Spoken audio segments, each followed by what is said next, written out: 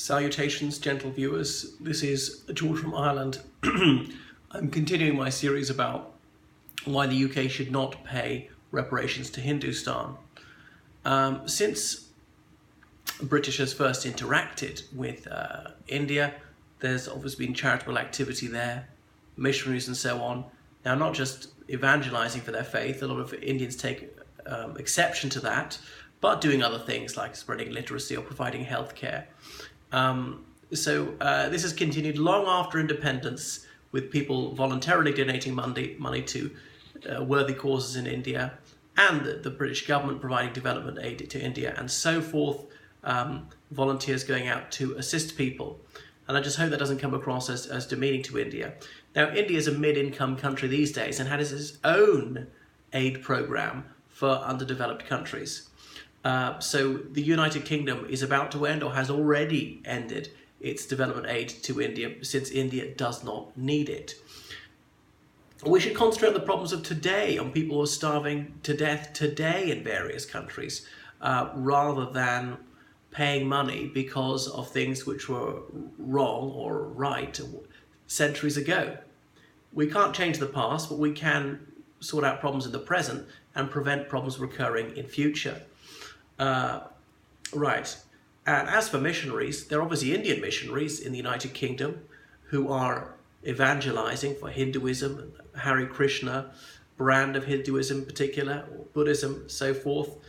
Sikhs and Muslims they're entitled to do their religious outreach, so they go around preaching their faith. People sometimes call human rights organizations and charities neo-imperialist. Spot on. It's quite right, they are. That's imperialism at its best. To undo the legacy of colonialism, one would have to reintroduce slavery or bring back sati and so on. So widow burning is a barbaric practice, and the great majority of Indians would agree with me. And I recognise that even when it existed in the early 19th century, it was only localised, and it wasn't most widows. Even one is too many. And some Hindu reformers were against this, but it took the British Raj to actually outlaw it. This touches on another issue, and that I'm about to sneeze. And that is that Anti-Slavery International estimates that half the slaves in the world are in India. Now, of course, that's illegal. And the vast majority of Indians would concur with me that this is an outrage, and they want to stop slavery as much as I do. So people in India are furious at this injustice. We should concentrate on dealing with issues like that. The mission of the British Raj still hasn't been completed. I know there's even slavery in the UK. Of course, it's unlawful, but some people are trafficked or tricked into working in brothels and things like that. But the problem is much more widespread and severe in India. I know the reason there's so many slaves in India, partly because the population is so big. India having something like 20% of the world's population, but having about 50% of the world's slaves is still disproportionately bad. The point is that Dr. Tharoor and those of his mindset, they keep raising Cain because they wish to divert attention from the failings of the government of India today. I know his party's in opposition, but nevertheless. And Narendra Modi and the BNP, they have applauded Dr. Tharoor for his tub-thumping oration in Oxford. Excuse me, I've got to wipe my nose. What Dr. Tharoor said will no doubt play well with his constituency in India. So perhaps I'm being only a tiny bit cynical. He probably believes most of what he says, but he should declare an interest. It's about piling up votes. I realise that praising the British Raj may be the third rail of Indian politics. Somebody who does that may well find that he's going to lose the next election. So penury and graft are things to be tackled in India. And yes, there are problems in the UK and there are failings of the British government, and those should be addressed too. The Republic of India does not reject all aspects of the British Raj. Nehru and his successors were wise enough to maintain some bureaucrats and army officers, even some British guys high up in the Army, Navy and Air Force for several years afterwards. So India fiercely guards her British-era border. She would rather have the British-era frontier with China. Rather, that was observed because China grabbed some land. Some of India was once part of Nepal. Would the Republic of India like to see the retrocession of this land to Nepal? I don't think so. So therefore it can't all be bad. So we already talked about the outlawing of sati. Anyway, gender equality was another advance which was assisted by the British Raj.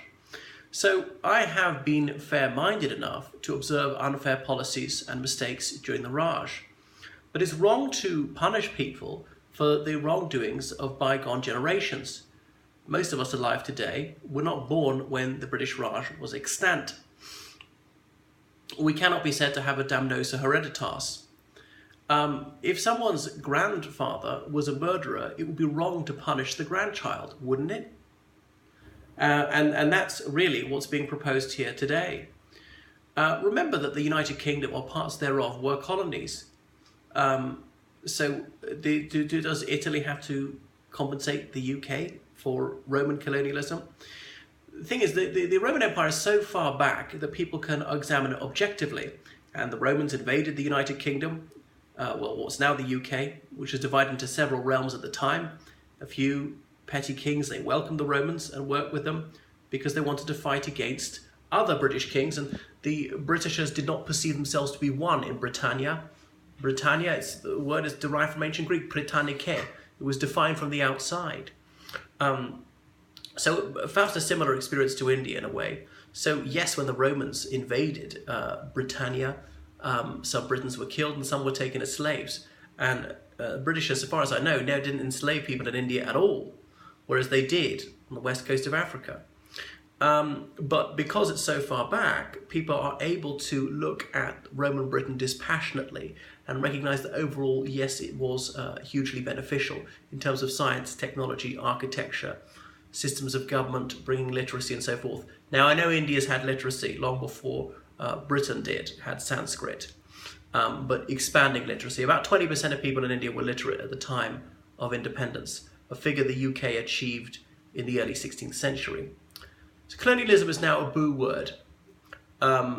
So you can get away with any crime against humanity so long as you call yourself anti-colonial. There have been many savage tyrants around the world who are anti-colonial. Not in India.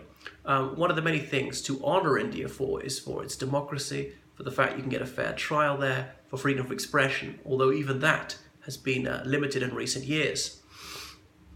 So India is humane, and that's why I want to see India being the next superpower, not China. Not being xenophobic, but they're just that government doesn't have these liberal values. Anything that's deemed colonial is seen as negative. It's a nonsensical approach. We should judge things on their merits, not whether they can be labelled colonial or anti-colonial. So will India have to pay compensation for invading Portuguese land? Because it was Nehru's war of aggression against a much smaller country, annexing Goa, Diu, Daman, and so forth. They could have settled it through the UN, had gone to the UN, they could have tried the peaceful route, but no, it was war. At times, India invaded Afghanistan, Nepal, Burma, was now Myanmar, and so forth. So the borders of India have waxed and waned over the course of history. And that's true of most countries. Countries expand, contract, expand again, split apart, reunite, unite with another country. So nations are not eternal. There's this toxic fallacy of a sacred nation. Nations change, they are man-made. Does Hindustan have to pay compensation for invasions centuries ago by India? I think that would be preposterous. So the British Raj is mutually beneficial. Yes, it was a boon to the UK. But it's undoubted by 1947 most Indians wanted independence and the Raj was unsustainable. It was untenable because there was a mutiny in the Royal Indian Navy and there would have been a mutiny in the army and the Raj would not have survived. The United Kingdom was broke, lost a quarter of its national wealth in the Second World War, did not have the will to maintain the Raj. But, you know, it could have been brought to grief much earlier if there had been a strike by the police, the military, the railways, the civil service, the post office. Not even fighting to strike, it would have ended. As an Indian said way back in the early 19th century, you wouldn't last 3 weeks without us, all the Indians who actively supported the British Raj. Now, I realise there's a lot of passive assent as well. People just assumed it existed, didn't even think about it. You could ask Indians today, do you want the Republic of India to exist? I suppose most people would be astonished. I don't even think about it. We just assume it does exist. That's it. That's the way it is. Right, so a tax strike could have paralysed the Raj as well. Congress, which spearheaded the independence movement, only called for independence in 1930. So they got it 17 years later. Until 1930, they only wanted dominion status within the empire. Even Congress perceived membership of the empire to be an advantage. Prior to 1930, only a lunatic fringe wanted total independence. I'll pause for now.